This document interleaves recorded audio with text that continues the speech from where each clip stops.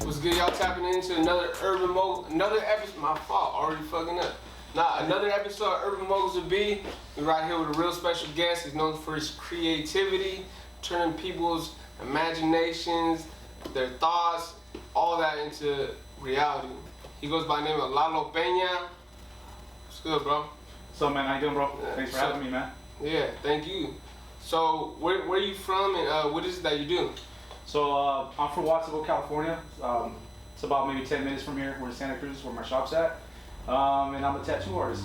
So, what's like the ratio of ethnicity out there in Watsonville? So it's a mixture of everything, man. We got all the Latinos. We got African Americans, everything. We got everything's cool, man. We're all everyone's cool as hell out there. Yeah. So we got a little bit of everything, man, in this cool spot to live or grow up in. Yeah. What kind of things you see out there? Is it kind of like Santa Cruz, where it's like beachy, people walking around? Santa Cruz is a little bit more, more beachy community, more of a different area, different type of vibe. You got the surfers, you got the skaters out here. Watsonville, we don't really got all that. We're not close to the beach, but definitely a lot of other things we could do there. But yeah, it's a little different. It's a different vibe, but it's still, both cities are cool. Okay. Yeah. What's some things that you would see out there? Is it like, strawberry fields? You got like gangs out there. You got skaters. Definitely a lot of agriculture. We're all known about our fields. Like strawberry fields, everything. Like we have a lot of Latinos out there doing what they do out in the fields. That's what we're about. We're all about the apple orchards and just. Yeah. Just making all these products and food products that's there for all over the world. We're known for Martinelli's. Yeah. All that, as far as gangs and stuff, there's still gangs out there. It's been crazy throughout the years. It picks up, slows down, but it's just how I think every little city is. It's just like everywhere else. Yeah, exactly. So it's funny that you say known for apples, because I know the logo nowadays, when you mention Watsonville, a lot of people will talk about the fresa, which is a strawberry. Yeah. But back in the day, the main logo basically was like they're known for their apples. Yeah. Like you say for yeah. So we're known as an apple city, I guess. Not anymore. Now we're the strawberry city. But Apple City was definitely back in the days, a little bit earlier, the 50s, 60s, probably 40s as well. Yeah. So what was your life like growing up out there in Watsonville? What some things you would do? Just growing up, man, I had a normal life, man. There's nothing crazy. I played sports, grew up playing sports.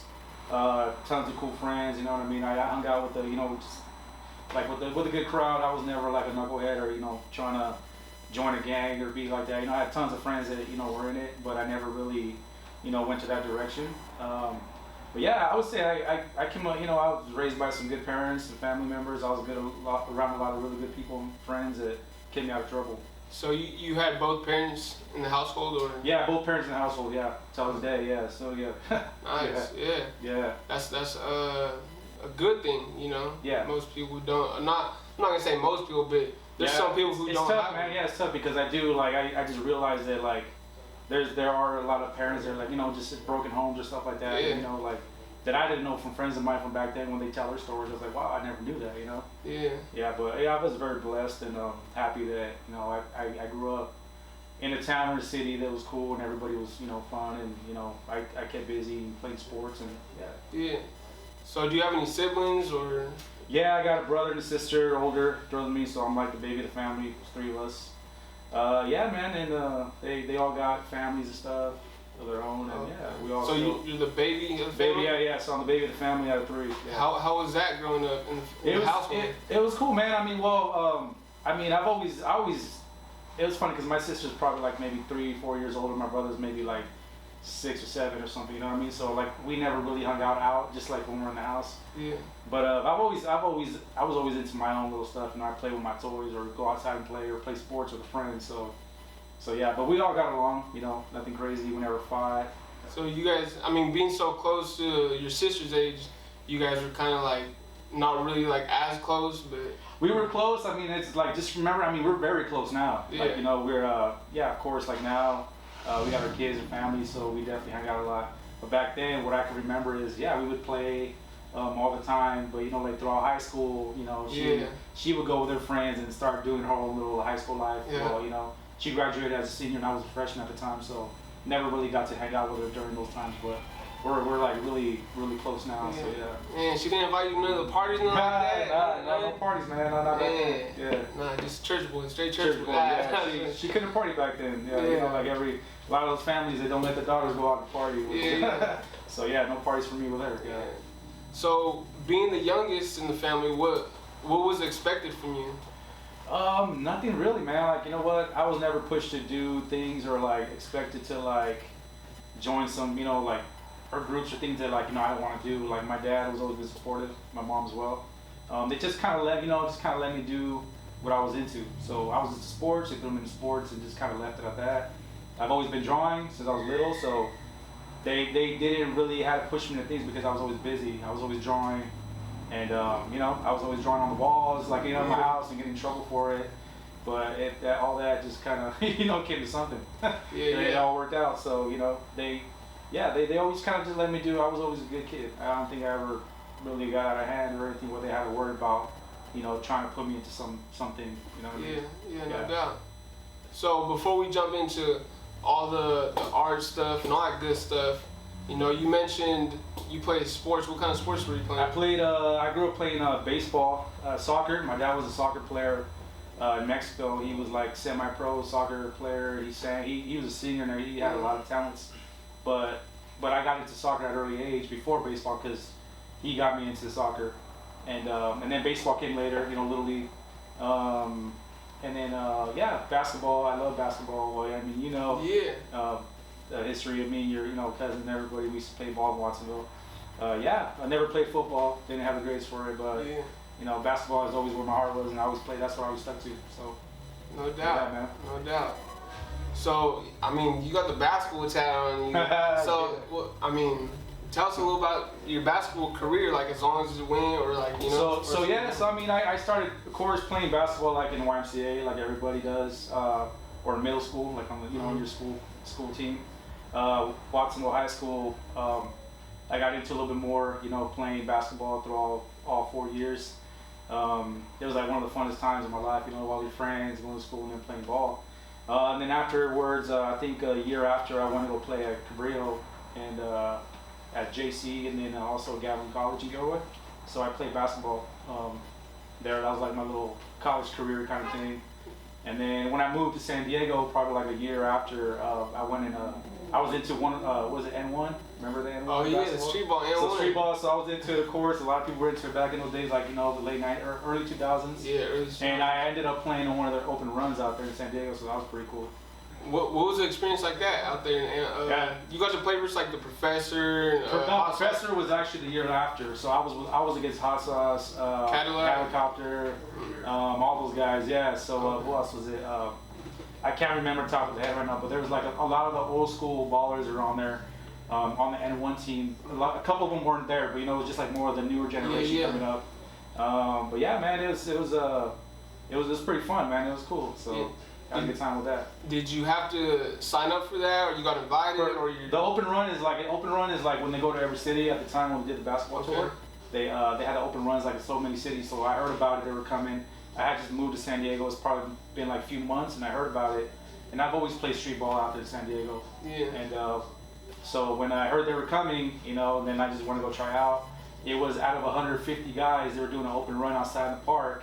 Outside in the parking lot. Yeah. They chose 15 players, and then the next day, that's when they played against the whole, you know, N1 team. Yeah. So it was like in the San Diego arena, so it was pretty dope. So I got chosen out of 15 guys, and we went to go play at a high school, I think, Portland High School in San Diego. So, and it was cool, man. It was awesome. It's, you know, got to see, you know, like I said, Hot Sauce. A lot of those guys that were like, you know, I looked up to for street ball. So it was fun, man. It was dope. So do you still play at all anytime? Nah, well, I mean, not really like too crazy. I mean, now I tattoo. Right now I'm just thinking not to get hurt. Yeah, no doubt. doubt. I'm a little older, so back then I did mess up my knee while I was coming back from San Diego, which kind of stopped me from playing, you know, like more physical sports and stuff. So I do shoot around. I've been shooting around here and there trying to pick it up.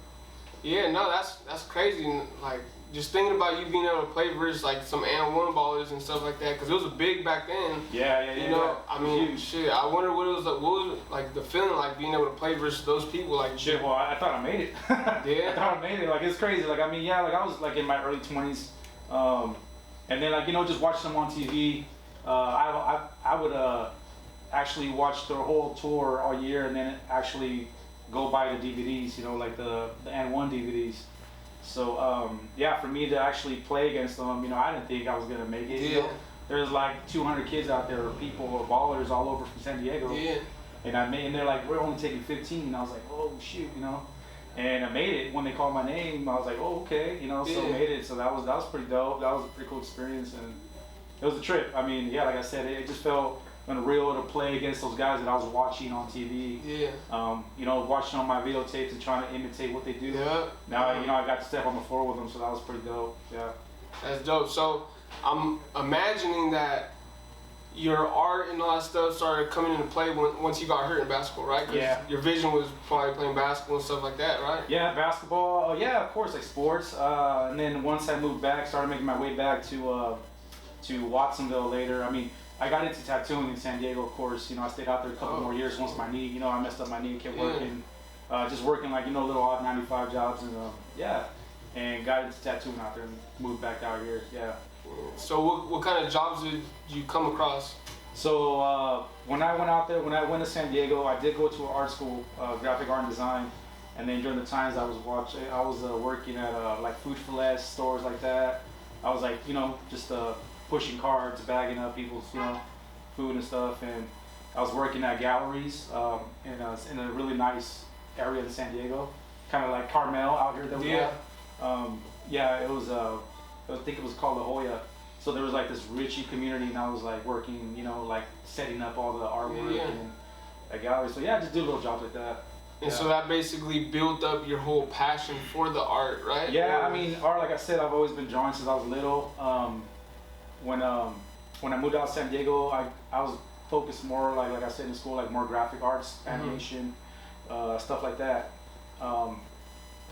So when I started getting these jobs, like, you know, at the galleries, I started seeing all this type of different art, like, you know, like paintings, like, you know, abstract work, and just like that kind of inspired me to kind of get back out there and start, you know, trying to get back into it again, you know, because I could draw.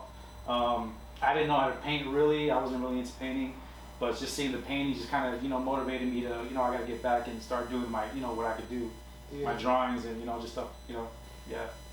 What caught your attention so much about drawing, and what art were you actually like attracted to while you were working out there? So what attracted me, I mean, I've always drawn with pencil, so I could definitely draw, like, you know, portrait work. I could make something look realistic, or when I started drawing, I started getting all these lowrider magazines, and I started seeing the drawings, and I would always look at them and be like, wow, like, you know, everybody, these people's work's on there. I could get my work out there too, I guess, you know, like, so I started drawing lowriders and stuff and just submit it into magazines. And once I started putting them in the magazines, it started, like, you know, making me want to draw more, because that just made me feel good. And I could, every time I go to the store randomly, you know, to a liquor store or any kind of the store, I would see the lowrider magazines, and then, you know, I would see other people's, and then until I saw my work in there, you know, I was like, oh, you know, I'm gonna do some more, get my work out there, get people to, you know, notice like who I am as drawing and stuff, you know, as an artist. So that's what kind of got me into more drawing, And so this was still in San Diego, or that was in San Diego, Watsonville. I mean, Watsonville, I would still look at the magazines. I mean, they were around for a long, you know, so many years. But in San Diego, that's when it kind of, you know, I started kind of getting more into the drawing and trying to, you know, just publish, you know, my work. So I don't know how to go about that before, but just like I had friends telling me you should submit them into magazines, submit them into lowrider. Some, you know, just put your work out there, you know. I think MySpace around that time was pretty big, so I created a page, started throwing my drawings, and I kind of went from there, man. Who was your top 8? Nah, just talking shit. It was a game. I remember this. It was a game. It was all the guys from Black Wall Street. I was all into rap, the game, Dr. Dre. So it was a lot of, you know, like celebrities thinking that I knew them all and stuff. But of course, you know, it's crazy. I forgot about all that. That's hilarious.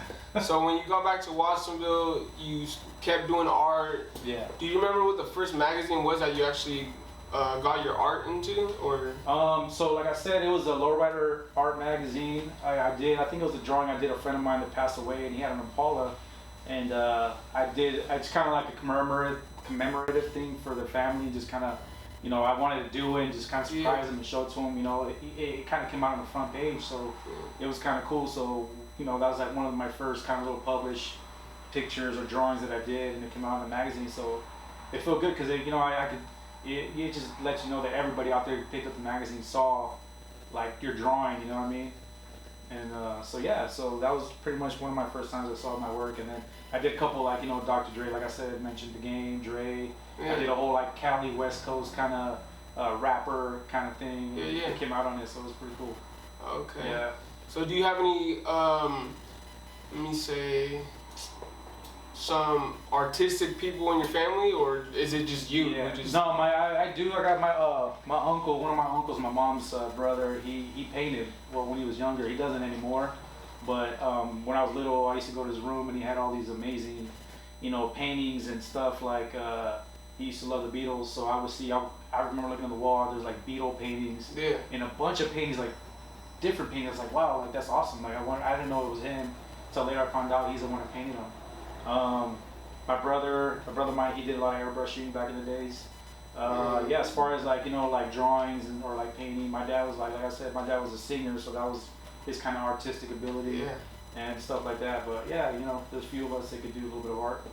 Man, I'm not gonna lie. Back in the day, I think I was in junior high and I was rocking, the top. Back in the day, it was a hyphen movement. Had the tall tees down to my knees and the airbrush all over that. Man. That definitely threw me back. Yeah. So you were surrounded by so much different art and artists, like your dad and stuff like that, which basically inspired you in some kind of sense. Yeah. How old were you when you moved back from San Diego to Watsonville? So when I moved out to San Diego, that was definitely like after Galvin College. It was probably like in 2003, and I was out there for a while, and I came back from San Diego. I was out there for like about 6-7 years or so. You know what I mean? And came back probably like a little bit over 10 years ago.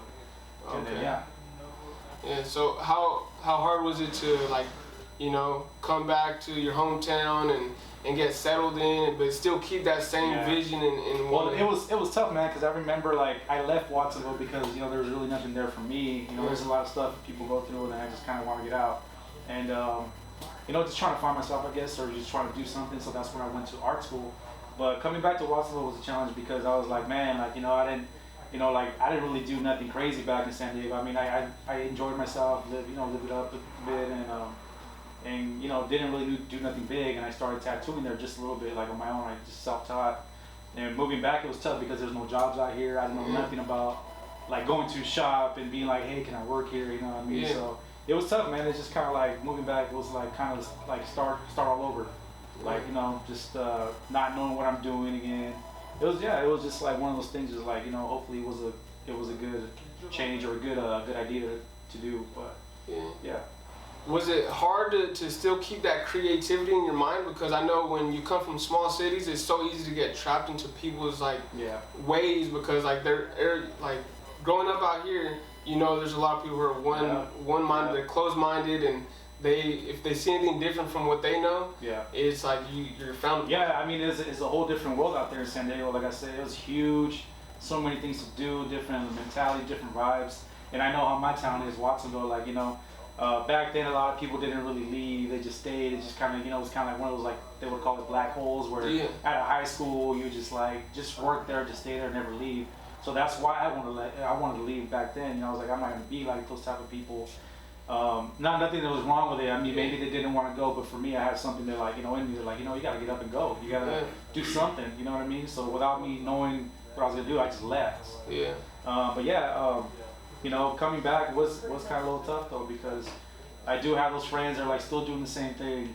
I still got, still same, like, like it was like the gang still was kind of around, and it was a little hectic and tough, and it was just like, man, what am I gonna do now? Back to same thing, and I don't want to be getting into the shit that I try to leave from. You know what I mean? So it just kind of, my mentality was like, just I guess when I go back, just kind of keep doing what you're doing, and keep trying to tattoo, or like build my tattooing kind of reputation up, or so.